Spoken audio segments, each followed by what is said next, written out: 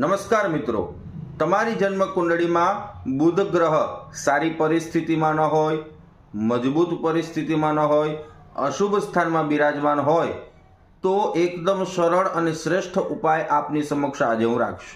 મિત્રો, બુધ ગ્રહ તમારી જન્મ કુંડળીમાં ખરાબ હોય તો તેના શું લક્ષણ છે? તે વ્યક્તિ બુદ્ધિનો ઉપયોગ ન કરી શકે, તેની વાણીમાં સંયમતા ન હોય, તે વ્યક્તિ વ્યાપારમાં વૃદ્ધિ ન કરી શકે. આ બધા લક્ષણો બુધ ગ્રહ જન્મકુંડળીમાં ખરાબ પરિસ્થિતિમાં હોવાથી બની શકે છે.